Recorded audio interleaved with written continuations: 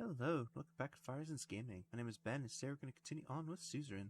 So last time we left off, we joined the ATO, and we finally uncovered evidence of some massive corruption in our government, including the fact that Lilius, our interior minister, was one of the people behind the plot to kill Bernard Circus back at the very beginning of the game. So that was fantastic. And I don't know where we're going to go from here, but let's find out with a briefing on the current economic situation. I arrived at the Ministry of Economy and proceeded upstairs. An assistant waiting by the door to the meeting room took my jacket. I opened the door and entered the largest boardroom in the building. Simon was sitting alone with a glass of water and his documents laid out before him.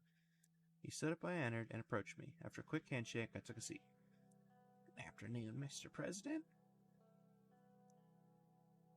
It's good to see you. Likewise. Knock was heard on the door, and Gloria entered the room. Apologies, I got held up. Did you start yet? Mrs. Vice President, no, not yet. Now that everyone's here, let's begin. As you all know, we're here to review the economic progress we've made over the past term and decide how to proceed. I'll brief you quickly on what we've done so far, just as a refresher. Very well, let's hear it. He gathered the documents in the pile in front of him and adjusted his glasses. From the pile, he produced two booklets and handed them to us. Our extra focus on the economy has resulted in some small-scale positive growth, and the extra resources have been a boon to my ministry. It would be great if we followed up on this focus during our next term. Let's take a deep dive into the details now. Please turn to page 5. Okay, I turned to page 5. Let's start off with our economy plan. I'm glad to say we're on track with our initial plan for market economy. Most of our decisions so far have been pretty consistent. Thank you for your efforts, Simon. Indeed. Good job, Mr. Hull. Thank you. You're too kind. I think I kind of forgot her voice, but that's okay. Well, let's move on with the report. If I were to describe what we've done so far, I'd say that it is very close to a laissez-faire economic system. Please turn to page 16. I turn to page 16, titled Status of Trade and the Effects of Foreign Policy. I am happy to say that our trade has increased since the beginning of our term. We are on the right path. More trade means more vibrant economy, which means unbridled economic development. For better or for worse, Ireland is becoming quite reliant on foreign economies. It is shameful that a great country like Ireland has to rely on other countries. We need to become self-reliant as soon as possible. Globalization is at our doorstep, whether we like it or not.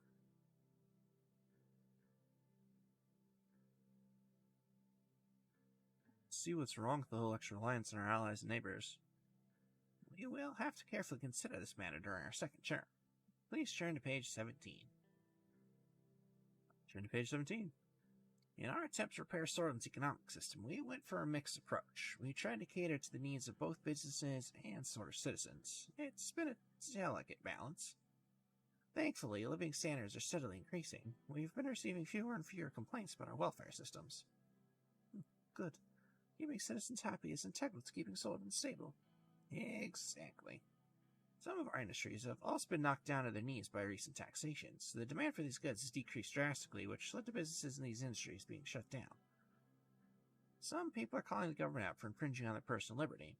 Apparently, some people filed lawsuits saying the taxes violate their human dignity. Their lawyers argued for them that they need it for mental health treatment. Now to page 34.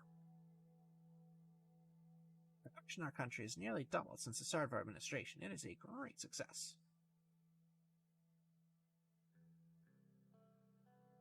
I couldn't have asked for more. Good work.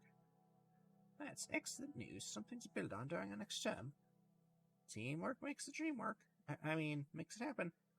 Moving on to logistics, we have an infrastructure problem, and the economy won't truly flourish unless we solve it.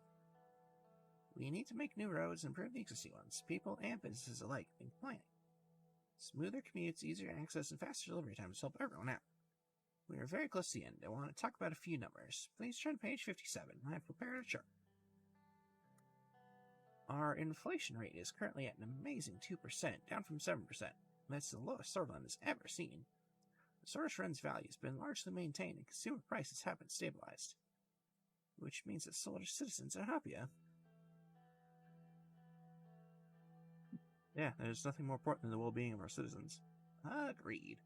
Mr. President, you have any questions so far? I mean, a lot of questions here, bro, but let's go with the ones it gives us. What's our debt situation? Our debt is at 310 billion rand, down from 427 billion at the beginning of our term. Well, that's impressive considering our budget is negative. I figured it'd be much lower than I guess those give numbers. It's not good, but not bad. Yeah, we managed to bring it down quite a bit. As a result, international investment has increased along with our government budget. Which is also funny considering we got that, like, was it the D- credit rating, like, a couple episodes back?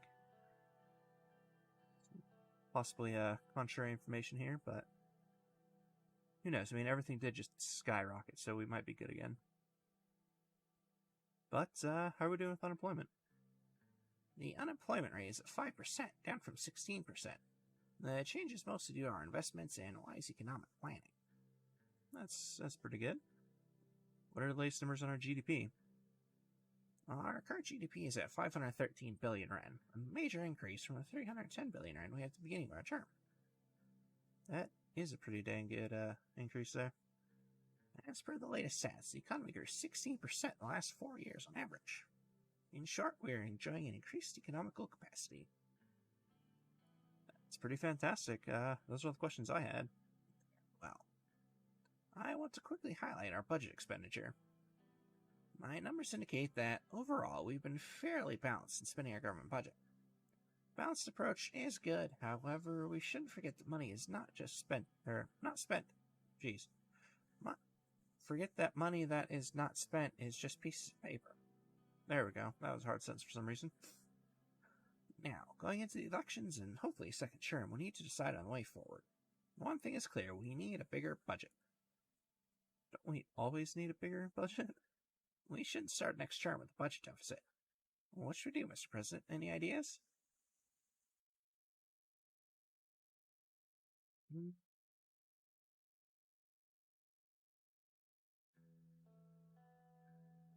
So, well, I already clicked it, so I guess we're doing it. Take an international loan from MFI. This will pose quite a risk to the reputation of our administration, but it can be done. I'll get right on it after this meeting. I mean, if our economy is booming like it sounds like it is, why not take a loan, reinvest it, and pay it back with the proceeds?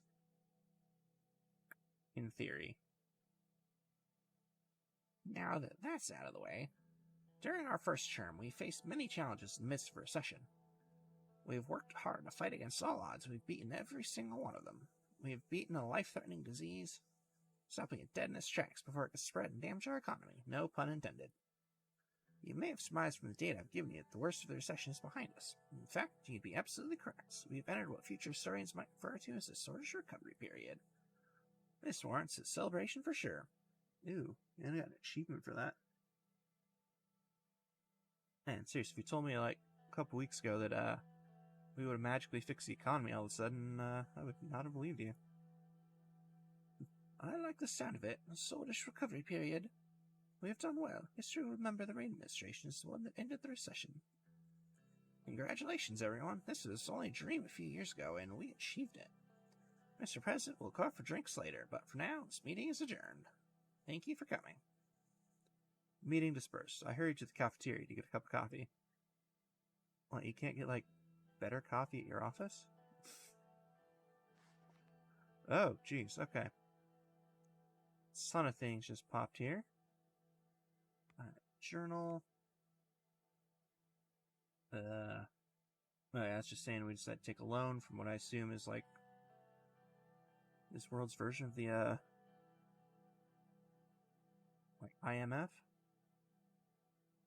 Alright, jeez. I'm gonna just start with the news here. Why not? Looks so nice having zero. Well, personal wealth at zero is not good, but government budget zero is fantastic after all this time. Alright, anyway. The Lockhaven Times says Red Youth and Young Swords clash. Earlier this week, there's a violent clash between the Red Youth and the Young Swords. It started with both sides protesting peacefully. Unfortunately, a Red Youth member decided to attack a Young Swords member over the death of Bernard Circus, which happened a while ago. With this incident, the peaceful protest escalated to full-on melee. As of now, there have been hundreds of injuries on both sides. Local police are trying to de-escalate the situation to no avail. Brilliant.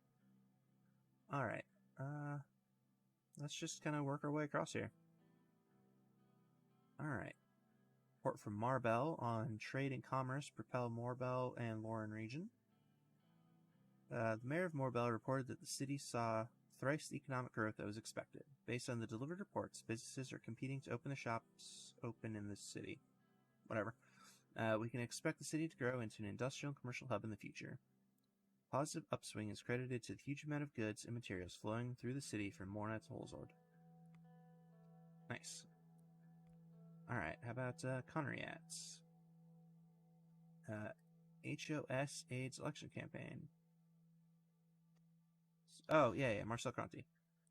Marcel Cronti's HOS Advertising, the biggest advertising agency in Sortland, volunteered to help the election campaign. They'll provide consulting and design work for campaign material. The agency will also provide video material for television, which will be televised extensively by the channels owned by the HOS Media Group. HOS Resorts will also be open to all party events and meetings during the campaign period. That's cool. Of course, I definitely helped his ass out, so he better be helping us. Alright, from Holsword, the NFP welcomes General Luderan's son. The National Front Party has welcomed General Luderan's son into their midst today in Holsword. Seeing a Luderan back in politics is shocking to many citizens.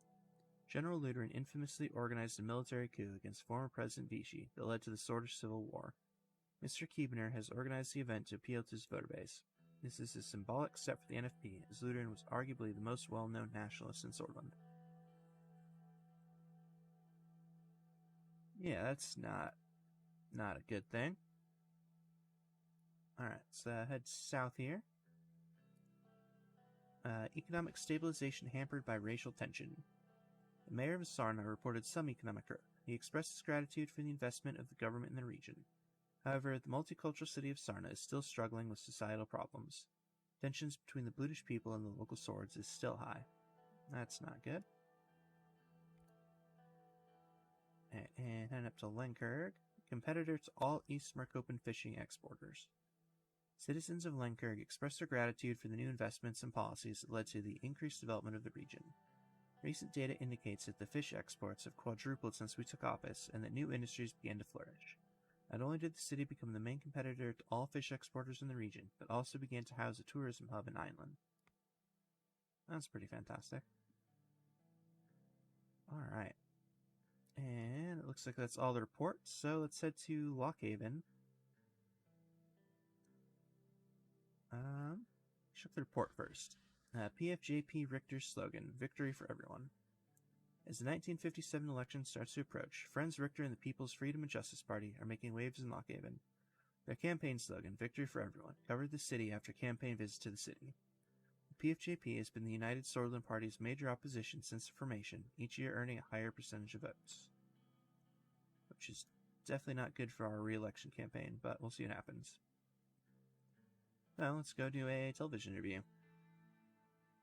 The makeup crew had just finished the preparations for the interview. Lucien stopped me on my way out to the balcony of the Blue Mansion, where the filming crew is standing ready to start filming. Are you ready for the interview, sir?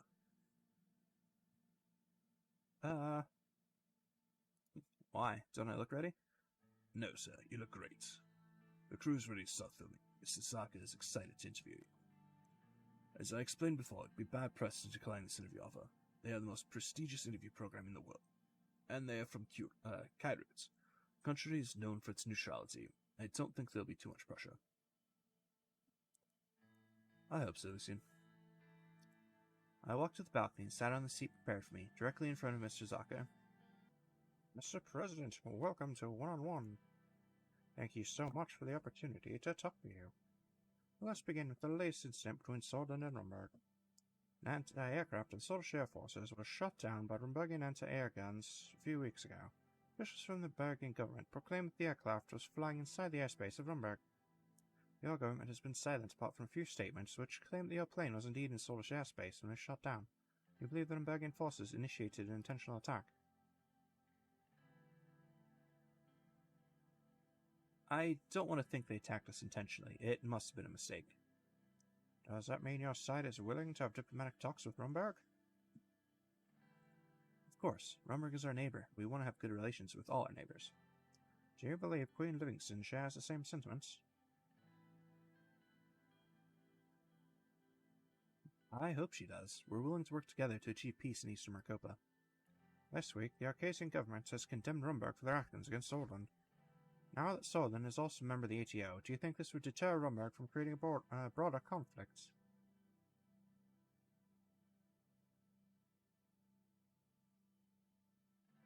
That's not even a question. Queen Beatrice is not crazy enough to go against the whole ATO. You have also earlier claimed that Rumberg has been spying on the administration, and the alleged spy was none other than your own secretary. Rumberg has since denied all your claims. He stared into my eyes, waiting a response.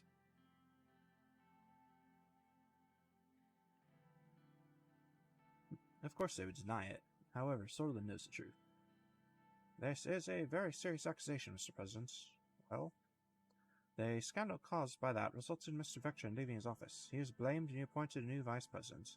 Many claim that this was just an internal political move designed to eliminate the vice president. What do you have to say about these accusations?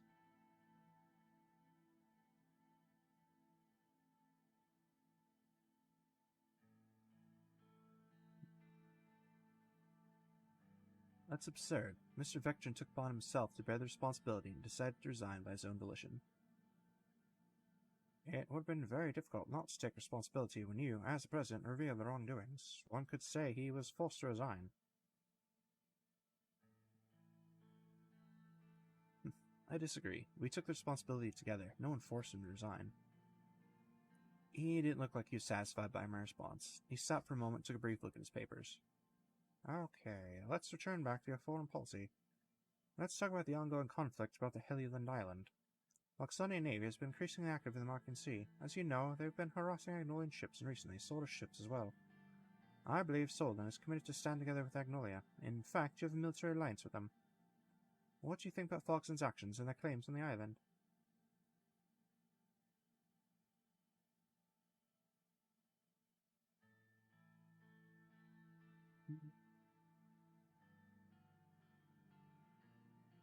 I invite Chancellor Hagel to see reason. I believe the conflict can be resolved diplomatically. Do you think hostilities between Agnolia and Falkson can erupt into a hot war? It's definitely a possibility. Therefore, all nations of Eastern Marcopa should do their best to calm the situation.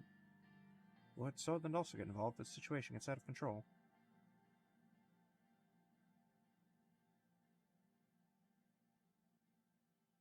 It's gotta be one of these two. We'll go with that one. As a peacekeeping force, yes. We can't let the Marcan Sea turn into a war zone. Okay, let's move on to another topic. Last year, a huge conflict took place close to your borders with Valen. When the Vasic forces partook in a massacre of British civilians under the guise of eliminating the British Freedom Front, Sordland decided to watch the atrocities take place. In fact, you not only closed the borders to the refugees fleeing from massacre, your border guards worked in cooperation with the Vasic forces. Will you accept responsibility if thousands of lives are lost in Valen?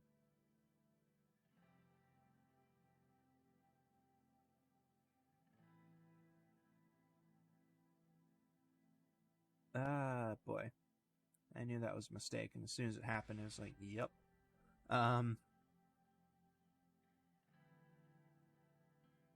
We'll go with that one. It seems like the least terrible answer.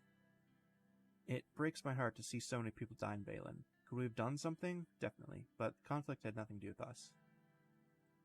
Many have criticized Sordland for its role in this conflict. Do you not accept any of the criticisms?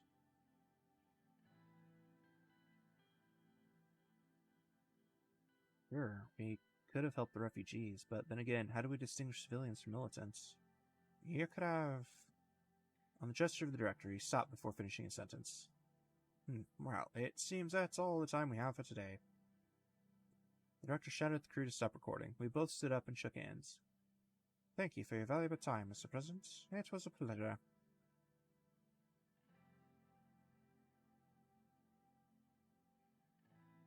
Yes, I enjoyed it very much. Thank you for coming to Sordland. I hope to interview you again in the future. Lucian walked up to the director and started talking to him. I went inside the building.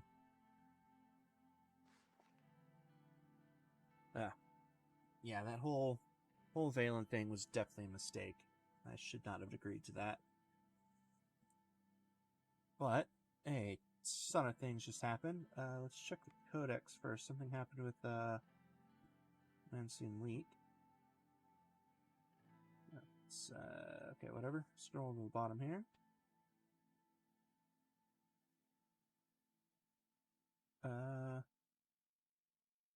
Oh, okay. Apparently he is the new communist, candidate for the presidency. Cool beans. Alright.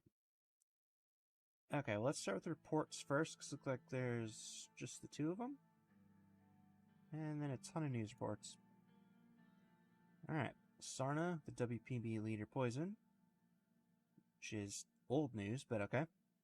Leader of the Workers' Party of Bludia, Fedi Ajal, was poisoned by a nerve agent and was hospitalized in serious condition. During a trip to Sarna to deliver a speech for his campaign, suddenly became ill after eating Zabla with a local family. An investigation has been launched to find the culprit.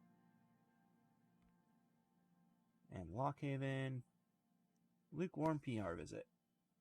Following a brief visit to Lockhaven, the president spent the afternoon meeting local citizens at Republic Avenue. Some swords chose to voice their disapproval of the administration, but President Rain handled the dissenting voices well, earning further loyalty from his base supporters. Alright, well, that could have been much worse. Alright, got a bajillion newspapers here, so let's get cracking. So, the Hull Sword Post. Workers' Party announces Leak as a replacement for Ajal. The Workers' Party of Bludia announced the independent MP and the previous leader of the WPB, Monsoon Leak, to be the replacement for Fedi Ajal. In a public speech, Leak said, "I had left the party on my own volition after failing to pass the threshold years ago. I never expected to be here again. Unfortunately, Fedi Ajal was targeted by ultranationalists, and I was asked to replace him during this tumultuous time. I am grateful to every Workers' Party member for welcoming me back to such open arms. Rest assured, I will do my very best to serve this honorable task given to me, and will not let Ajal down." And Swordland dependent on foreign help. After decades of being a strong and proud nation, President Anton Rain has driven the country to be a shell of what it used to be. Our hard-fought republic now relies on the mercies of others to survive. Due to his incompetence, Mr. Rain has requested 3 billion Swordish rent from outsiders. Because of this, Swordland stands to do their bidding and call like a lapdog, whose interests are only their own. You gotta love nationalism. Bunch of morons. Swordland's darkest hour. During Swordland's darkest hour, President Rain took the reins. Terrible pun. Led the country out of depression. Millions of jobs added, countless businesses opened, and myriad investors pouring into Swordland. Economists and foreign leaders predict Swordland to be an economic giant in the long run, while historians will engrave the great source recovery to Swordland's record. Cool, so praising how well we did to fix the economy, but then bitching about us trying to fix the economy. Gotta love right-wing nutsacks. Okay. The Lockhaven Times. New force in politics. People's Front. Yesterday, the leaders of the CPS and the WPB came together and announced a coalition named People's Front. WPB's new leader, Monsoon Leak, is chosen as the coalition's presidential candidate. In a public statement, both leaders explained the reasons for the alliance as the unfairness of the high election threshold. It's certain that this alliance has the power to shake down the current status quo. And Monsoon Leak is back in the WPB. 2 weeks after Ajal was poisoned, the Workers' Party of Bludia announced that Monsoon Leak rejoined the party again to assume the leadership position. The party released a statement saying that Ajal's condition is currently stable, but his recovery will take a long time. We invited back our previous leader, Leak, back to lead us to the assembly, and he was very gracious to accept our offer, said the WPB spokesman. It is unclear if the rising trend of the WPB will continue with Leak's leadership. Let's see. Swordland reliant on foreign aid. Earlier this week, the administration announced it will be borrowing 3 billion yen from the MFI. The move aimed to solve the ongoing budget problem. However, citizens from both the liberal and conservative factions have denounced the move. This is a high-risk decision from the president since the election is closing in. I realize that, but like I said, we need the money, and in theory, with how much economic progress we're making, if we reinvest that somewhere, we can make it back easy. But anyway, from the Radical, CPS WPB formed the People's Front. The Communist Party of Swordland and the Workers' Party of Bludia are joining their forces for the election.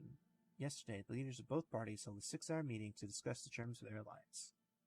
The spokesperson for the Communist Party has announced that both parties are forming an alliance called the People's Front, and that CPS leadership has accepted the WPB's terms, to appoint Mansoon Leak as the primary candidate. It seems that finally the left-wing politicians are coming together to bypass the threshold and crush the soulless nature of Sordlin. It is particularly touching to see the leaders of CPS accepting WPB's leader as their presidential candidate to form the alliance. This is not only an important day for the left, but for the Bludish and all minorities as well, especially due to the fact that a Bludish person will be leading such a strong political front. Rain administration resorts to MFI loans. To resolve the mess he made, the president has requested more than 3 billion ren from the MFI. As he aimed to cover up his incompetence, he's placed Sordlin under the thumbs of others. Not long before he sells our beloved Sordlin to others. Once again, they're calling me incompetent and saying I can't do shit. Right before talking about how great of a job I've done with the economy, so whatever, I don't care. Rainomics improved living standards. At the end of his term, President Rain has brought more changes to Sordlin than ever. Albeit not all are positive, yet the situation with Sordlin's living standard has increased.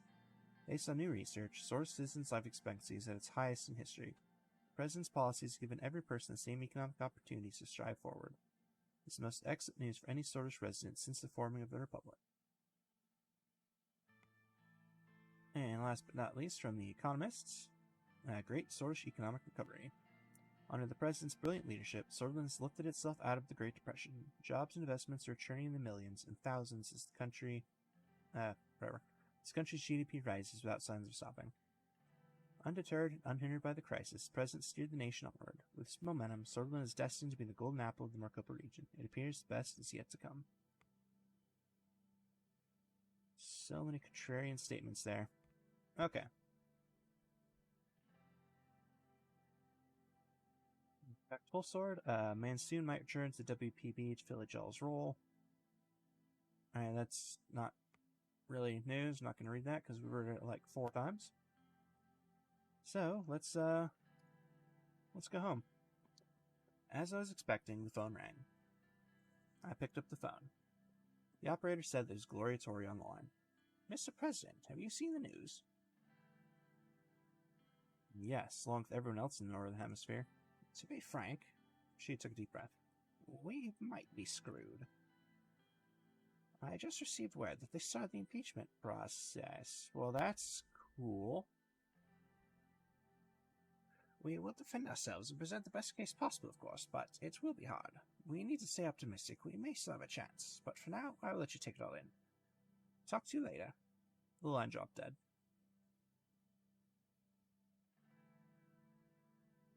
Nice. Okay. Well, on that completely unexpected bombshell, I think I'm going to go and call for today.